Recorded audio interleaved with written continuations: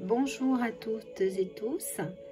Je fais cette vidéo pour vous expliquer cet outil qui est l'arbre de vie, qui est un outil de développement personnel.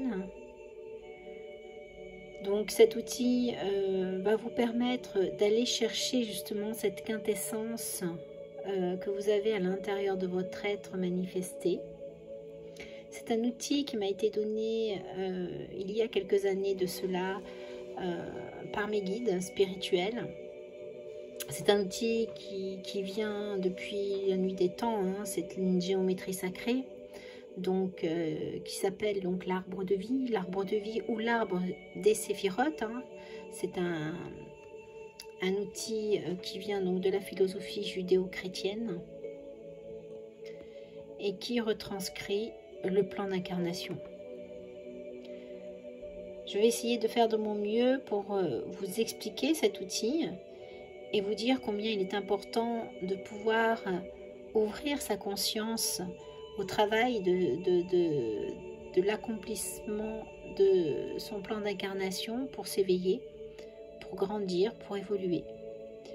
Libre à chacun de le faire. Il n'y a absolument aucune obligation, bien évidemment, car vous avez votre libre arbitre. Mais voilà, je vais vous faire cette présentation. Et puis, c'est vous qui verrez si cela vous parle ou pas. Alors, commençons si vous voulez bien. Alors, l'arbre des séphirotes, ou l'arbre de vie, vient renforcer l'énergie de toute création de vie. Comme vous pouvez le voir, donc ici et ici, donc il y a deux représentations de cette géométrie sacrée qui a été créée dans le but, donc comme je vous l'ai dit, de permettre aux âmes de s'élever spirituellement afin tout simplement d'atteindre son essence divine dans le monde de la matière. Ce n'est pas rien. Ici, je vous ai mis une représentation qui définit bien la puissance vibratoire et quantique de toute cette géométrie sacrée. Vous avez dans la première ligne ici donc le cercle avec le point qui représente donc le point du Créateur. Dans le cercle, donc dans l'unité, dans l'infini. Au milieu, ici, vous avez donc cette même représentation dans le cosmos, dans l'univers. Curieux, nous sommes dans l'infiniment grand, et même dans l'infiniment grand, cela est retranscrit. Et puis, nous avons ici la cellule humaine, qui est, tout comme dans l'univers, est représentative donc d'une sphère avec un point au centre lorsque l'on crée un être humain, donc par l'embryon. Donc vous voyez, de l'infiniment grand à l'infiniment petit, nous avons cette représentation de la géométrie sacrée qui est inscrite dans nos cellules. Et évidemment que l'humanité ne déroge pas à cette règle universelle parce que les cellules constituent toute vie. Et ce, par l'énergie évidemment. Alors, continuons.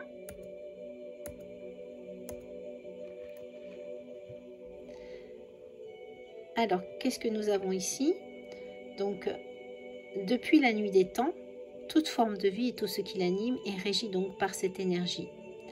Vous avez dans la représentation à gauche, donc au niveau égyptien, donc la croix Ankh, parce qu'en Égypte, c'est une autre forme de représentation qui fait l'énergie de cette croix Ankh, c'est l'énergie de la séphira, de l'arbre, pardon, séphirotique. Vous avez également cette représentation d'une autre manière qui se trouve donc en Inde. Ici, je pense que c'est Shiva, voilà, à travers ses multiples bras. Nous avons aussi la représentation donc de l'arbre séphirotique. Et tout comme Léonard de Vinci a pu le représenter, a démontré avec l'homme de Vitruve que nous sommes reliés donc à cette forme de géométrie sacrée avec des proportions divines, associées donc au nombre d'or source de toute création de vie. Donc c'est pour vous dire simplement que, voilà, comme je vous l'ai dit tout à l'heure, depuis la nuit des temps, cette énergie quantique est représentée.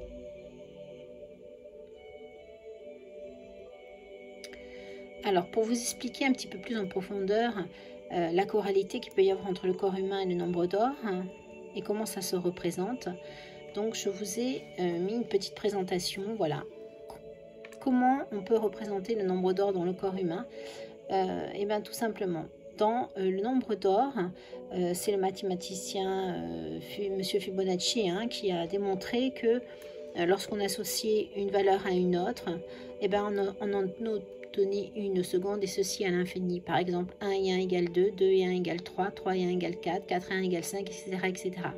Et dans le corps humain, et ben c'est pareil. Chaque petit élément associé à un autre donne une prolongation de ces mêmes éléments. Par exemple, vous voyez, donc au niveau des phalanges, la troisième phalange plus la deuxième phalange est égale à la première phalange. Donc, vous voyez, c'est invraisemblable comme l'être humain est divin, voilà, dans ses proportions. Regardez l'oreille aussi, je vous ai mis une photo donc au centre de l'oreille. L'oreille est représentative de la forme de géométrie sacrée avec des proportions divines, puisqu'on a donc au niveau de ces parties-là, je vous l'ai mis un peu plus grand ici, donc 1 et 1 égale 2, 1 et 1 égale 2, 2 et 1 égale 3, 3 et 1 égale 4, 4 et 1 égale 5, 5 et 1 égale 6, etc., etc., etc., jusqu'à cette proportion divine. Donc tout est proportionné d'une manière extrêmement juste et précise. Donc c'est pour vous dire que nous sommes cette part du divin. Peut-être en avez-vous conscience ou peut-être pas. Allons même un petit peu plus loin dans la géométrie sacrée. Dans cette géométrie sacrée s'inscrit également les lettres hébraïques et le tétragramme sacré, ce tétragramme sacré que vous avez ici, donc le yod et vav, donc ça ne se prononce pas, les Hébreux ne le prononcent pas, c'est le nom de la source, et c'est en relation donc avec votre ADN. C'est cette fréquence vibratoire, ces lettres hébraïques constituent l'essence sacrée, le langage encodé sacré de l'énergie divine de la création. Donc, et vous le voyez bien ici, que ces lettres hébraïques, ces ondes de forme, ces fréquences vibratoires, ces énergies sont transcrites de telle manière que ça représente la constitution de l'homme. Donc vraiment, prenez conscience à l'écoute de cette présentation que la part du divin est inscrite en nous.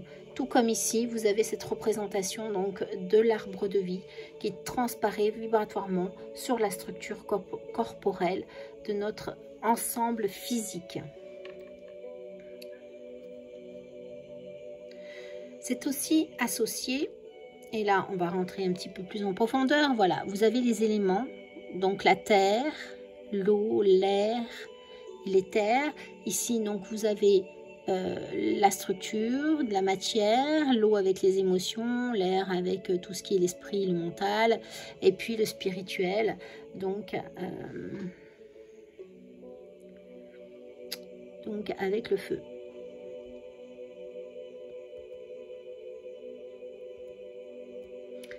Alors évidemment que c'est un outil qui ramène à cette sagesse, je dirais, du connais-toi toi-même, évidemment, et tu connaîtras l'univers. Donc cette géométrie est composée de par sa forme, de par sa structure, de différentes informations qui vont être tracées donc par des piliers, par des séphiras et des chemins ou sentiers. Cette façon de pouvoir décortiquer cet assemblage va vous permettre de comprendre réellement le sens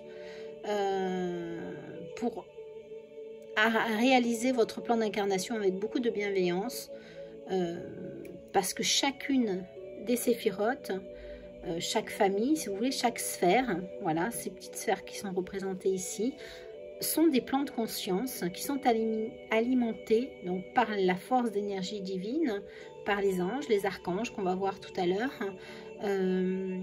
Donc ces sphères d'énergie sont reliées à des chemins, voilà, les chemins qui sont là aussi. Ces chemins-là donc sont des expériences de vie que l'on a choisies. Et aussi, ce qui est intéressant, c'est que sur cette représentation-là, nous avons aussi les 3 piliers qu'on va voir, qui représentent le générationnel féminin, masculin, et au milieu donc l'âme. Donc on va regarder, on va décortiquer un petit peu tout ça pour vous expliquer plus en profondeur la spécificité de chaque chose. Donc premièrement, les piliers. Donc les 3 piliers de la structure de l'être. Alors, ici, donc vous avez le premier pilier, le yin. Alors je vais vous mettre tous les éléments. Voilà, hop, comme ça, c'est plus facile. Alors nous avons dans les 3 piliers, le pilier donc de gauche, le pilier de droite, le yang, et le pilier central de l'âme. C'est représenté par également des symboles que vous avez ici. Donc ce sont des triangles, hein, la trinité. Le triangle pointe vers le bas qui correspond au yin, le triangle pointe vers le dos qui correspond au yang, et l'assemblage de ces 2 unions qui vous correspond vous dans votre âme. On va décortiquer un peu tout cela. Je vais vous expliquer.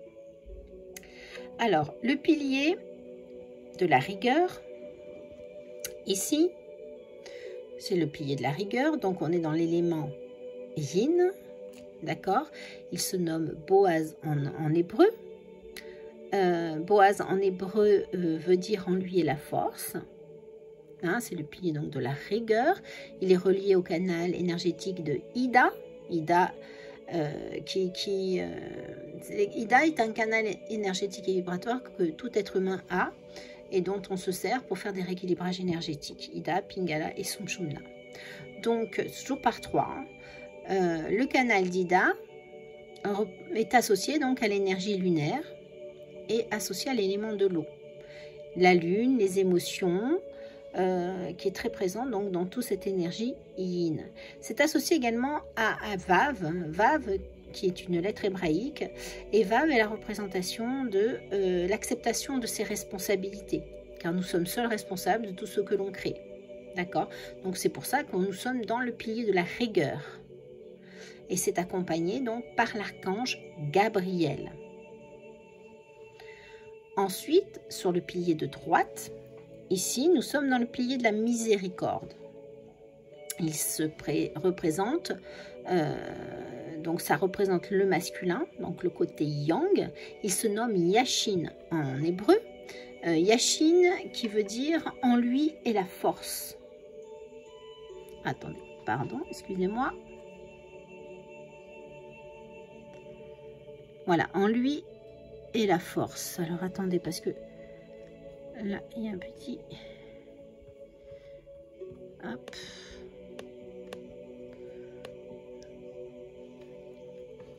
Voilà, que je reprenne mon descriptif.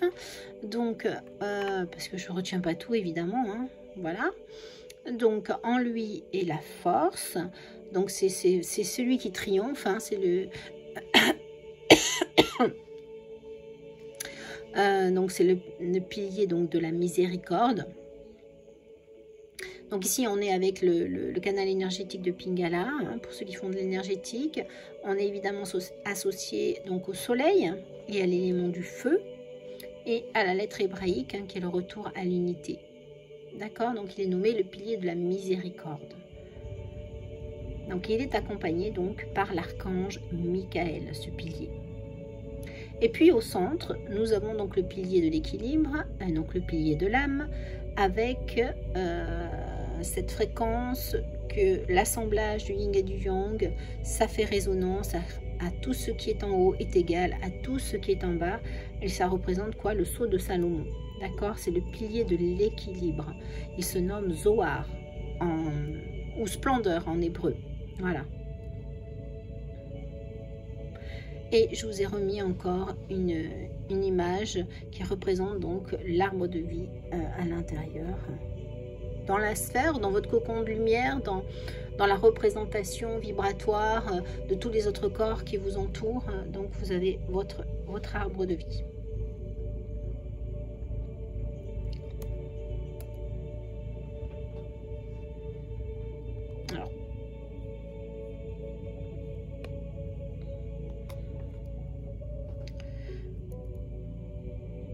Alors, on va aller un petit peu plus en profondeur et je vais vous parler maintenant des séphirotes, donc les petites sphères que constitue donc la représentation de cette structure géométrique.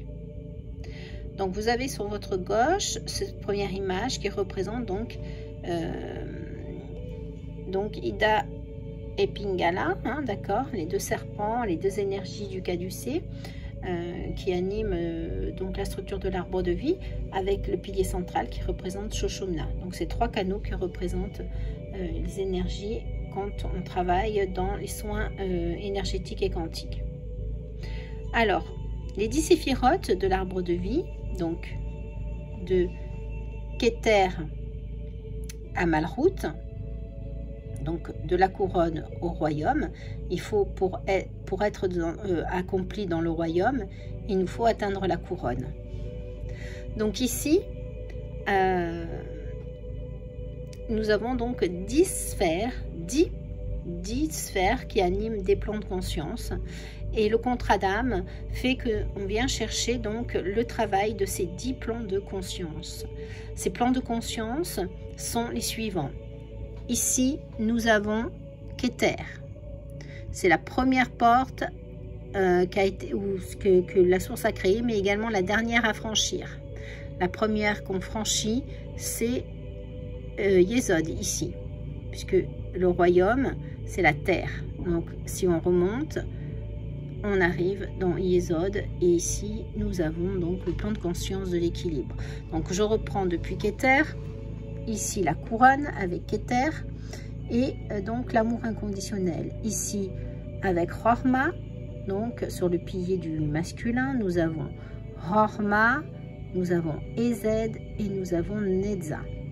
Ici, nous avons la sagesse, la miséricorde et la victoire, ou la paix. Sur le pilier de gauche, nous avons Bina, Gevura, Od, la compréhension, l'intelligence, le pardon et je dirais la justice divine.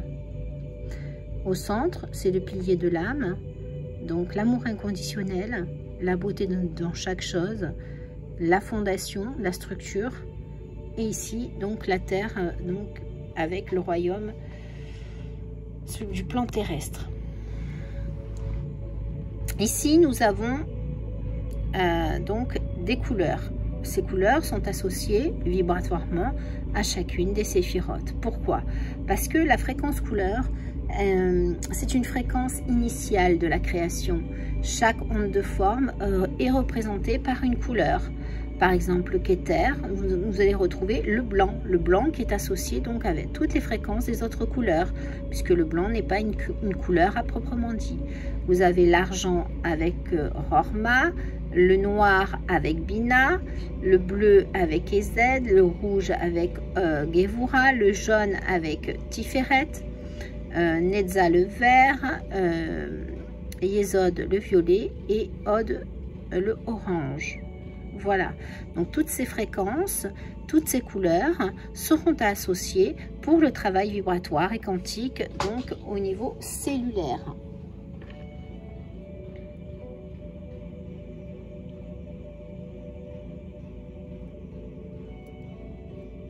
Alors, il y a également 3 niveaux d'apprentissage. Le premier niveau, donc c'est le niveau de la structure que vous avez ici. Donc c'est le corps, c'est associé au corps physique. Le deuxième niveau, c'est le niveau de l'âme, le niveau des émotions. Le troisième niveau, c'est le triangle de la spiritualité. Et donc c'est la quintessence, le triptyque du corps, âme, de l'esprit. Donc, il va falloir passer par tous ces niveaux d'apprentissage pour être un être accompli. Et voici comment ça se représente donc au niveau de votre corps humain. Donc évidemment, quand on va calculer vos chemins, quand on va calculer vos fréquences, vous allez voir si vous allez travailler dans le plan du corps, dans le plan de l'âme ou dans le plan de la spiritualité. Où est-ce que ça a péché? Où est-ce qu'il y a eu des blocages?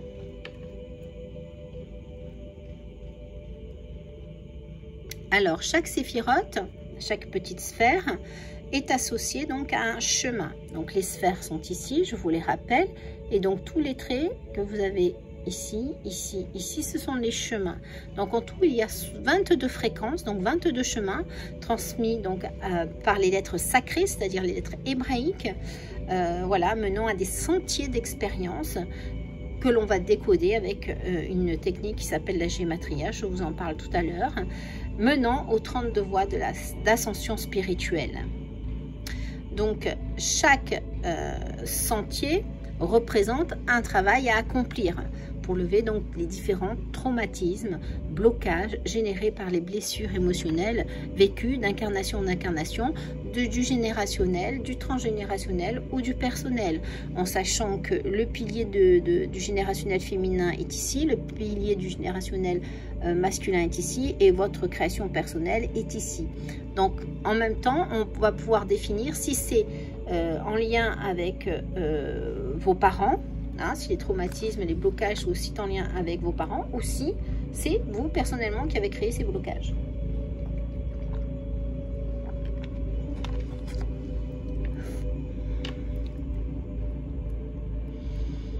Alors, parlons un petit peu plus donc des lettres hébraïques, ce qui est là donc la première fréquence vibratoire que l'on va travailler pour travailler sur le corps matière, hein, évidemment, mais également cette force hein, qui foisonne et qui façonne le corps à l'image de l'énergie qui l'anime, cette géométrie sacrée, puisque les lettres hébraïques sont sacrées, ce sont des ondes de forme qui sont issues donc d'un langage encodé de lumière et qui va travailler sur la création dans la matière. Donc, vous avez ici cette représentation des lettres hébraïques qui sont également inscrites sur certains organes, puisque les lettres hébraïques travaillent sur le corps et auront un effet également sur le système organique. Par exemple, ce que je peux vous dire sur une lettre, par exemple sur la lettre Aleph. Aleph, c'est la première lettre hein, de l'alphabet hébraïque et elle est extrêmement puissante parce qu'elle a une vibration numéraire de 11 qui est donc le double 1 entre le corps et l'esprit qui va travailler sur expressément l'identité hein, puisque c'est l'identité du commencement et de la fin hein, qui est associée au travail identitaire, à la reconstruction de son identité. C'est associé également à, comment dire, lever tous les traumatismes, tous les enseignements, les dogmes, les croyances que vous avez pu accepter de prendre comme une structure qui n'est pas de la vôtre, puisque c'est une structure qui a été établie par donc le générationnel ou le transgénérationnel, et donc il va falloir vous défaire hein, donc de ces formes d'apprentissage pour acter dans un apprentissage qui est vôtre, voilà, qui est en résonance avec votre propre vérité. Donc je vous donne voilà, c'est un petit aperçu de ce que peut représenter la fréquence d'une lettre. Évidemment, on en vient aux fréquences des anges, puisque l'arbre de vie est associé aux fréquences angéliques. Donc, c'est associé donc aux couleurs toujours, et donc aux fréquences ondulaires, on va dire, de chacune des couleurs. Alors ces fréquences angéliques et archangéliques, qui sont représentatifs et qui sont inscrits dans chacune des séphirotes, vous avez dans chacune des séphirotes un archange régisseur et 8 anges accompagnateurs. Chaque sphère représente donc ce plan de conscience qui va être guidé par un ange et 8 anges et un archange. Alors par exemple, je vais vous donner un exemple, ce sera plus parlant. Dans Keter, donc on reprend donc la sphère numéro 1, Nous avons donc l'archange Métatron avec le plan de conscience à intégrer qui est l'amour inconditionnel, associé à 8 anges accompagnateurs qui, eux, sont spécialisés dans l'amour du divin, dans l'amour de l'accompagnement à l'autre, etc., etc. C'est vraiment donc pour vous aider à travailler ces plans d'incarnation et que vous associerez ou que vous associerez pas. Après ça, ça dépend de vous, selon ce que vous en ferez, aux couleurs, puisque les couleurs sont associées en fréquence dans chaque sphère. C'est important de bien comprendre ça. Ici, vous avez toutes les valeurs. Au niveau des fréquences, vous avez des musiques qui sont très bien. Par exemple, si vous avez une sphère à travailler, par exemple, si vous avez Keter qui est vraiment le travail de l'amour inconditionnel, vous allez utiliser le 963 Hz, qui est donc la transcendance divine et qui va vous aider à peut-être un petit peu mieux intégrer les fréquences du plan d'incarnation que vous avez choisi.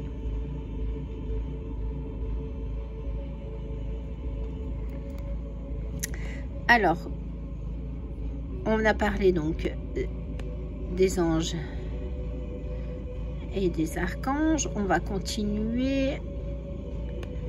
Je vais vous montrer également les cœurs angéliques et archangéliques. Donc ici,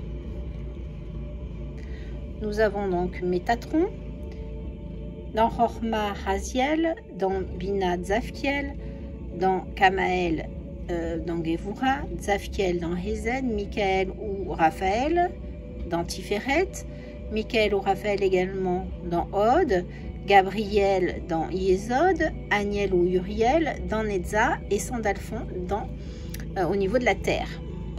Alors il faut savoir, comme je vous l'ai dit tout à l'heure, que c'est associé donc à 8 anges. Donc vous avez chaque sphère.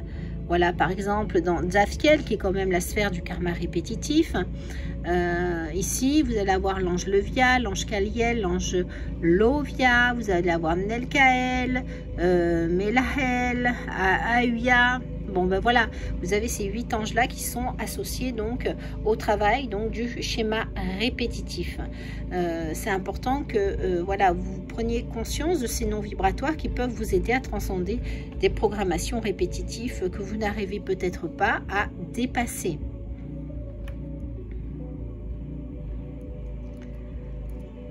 Alors, je vais vous parler donc de la différence entre l'arbre de vie 1 et l'arbre de vie 2. Dans l'arbre de vie numéro 1, nous avons, donc c'est vraiment pour faire, c'est une première étape, une première mise en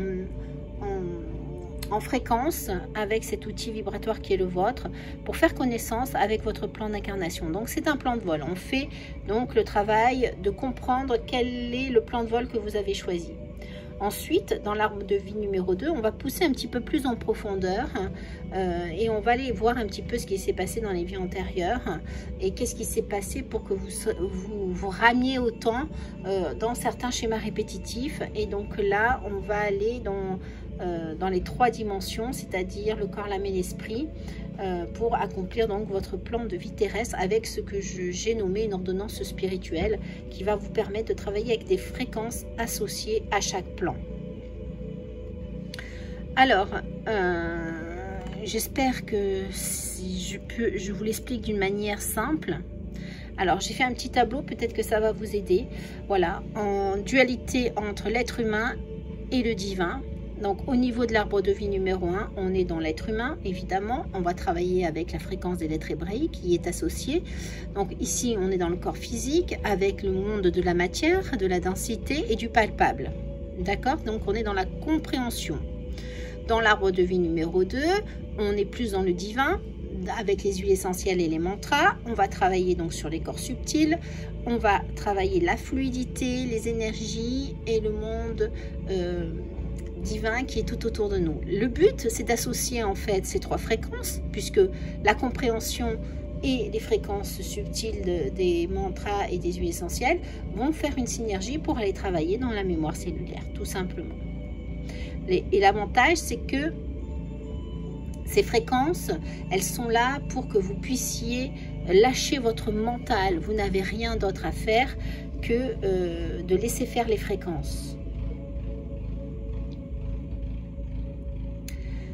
La Gematria. Alors la Gematria, c'est justement un procédé qui va nous permettre de transcoder donc les fréquences des lettres en vibration numéraire, donc en onde de forme, qui est le langage donc spirituel, parce qu'on est dans un langage d'énergie.